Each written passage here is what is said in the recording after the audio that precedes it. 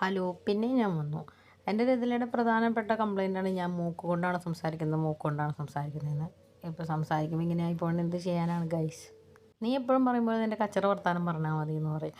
എന്ത് ചെയ്യാം, video on ആക്കുമ്പോഴത്തേക്ക് ഞാൻ കുലസ്ട്രയിലോട്ട് പോയിക്കൊണ്ടിരിക്കും. പിന്നെ ഞാൻ പതുക്കെ മാറ്റി മാറ്റി വന്നുകൊണ്ടിരിക്കുകയാണ്. എന്നിട്ടും അതൊന്നും അങ്ങോട്ട് ശരിയായി വന്നില്ല എന്നാണ് അവരുടെ പരാതി. ചെടി നനയ്ക്കാൻ എൻ്റെ പതിവല്ല. യൂട്യൂബ് ചാനൽ തുടങ്ങിയ പിന്നെയാണ് ഞാൻ ചെടി നനയ്ക്കാൻ തുടങ്ങിയത്. ഞാൻ യൂട്യൂബ് ചാനൽ എന്ന് പറയുന്നതുകൊണ്ട് എല്ലാവർക്കും ഭയങ്കര ബുദ്ധിമുട്ടാണ്.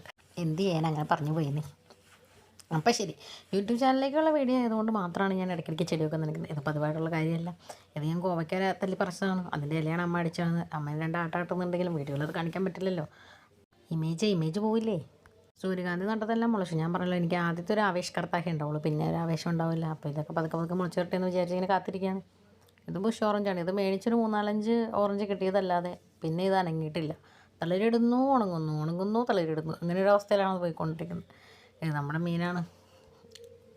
അപ്പുറത്തെ ടാങ്കിലുണ്ടായിരുന്ന മീൻ ഞാൻ ഇപ്പോൾ ടാങ്കിലേക്ക് മാറ്റി. ഇപ്പം അക്വേറിയത്തിലിടുന്ന മീനും അല്ലാത്ത മീനും എല്ലാം കൂടി മിക്സായിട്ട് ഒരുമിച്ചാണ് താമസിക്കുന്നത്. ഒരു സൗഹാർദ്ദം പോലെ അവരൊരുമിച്ച് ജീവിക്കട്ടെ. ഇതിപ്പോൾ കാലിയായി. ഇതല്ലേ കഴിവ് വൃത്തിയാക്കി വരുമ്പോഴത്തേക്കും മനുഷ്യൻ്റെ എല്ലാം ഓടിക്കും. നമ്മുടെ കോഴിക്കുട്ടികളാണ്. അവർ വലിയ കുഴപ്പമില്ലാതെ ഇങ്ങനെ പോയിക്കൊണ്ടിരിക്കുകയാണ്. ഞാൻ യൂട്യൂബ് ചാനൽ തുടങ്ങിക്കൊണ്ട് ഏറ്റവും കൂടുതൽ ശല്യം, എന്നെക്കൊണ്ടുള്ള ശല്യം ഈ കോഴികൾക്കും വീട്ടുകാർക്കും ഈ ബെക്കാപ്പിക്കും ഈ ചെടികൾക്കും ഒക്കെയാണ്.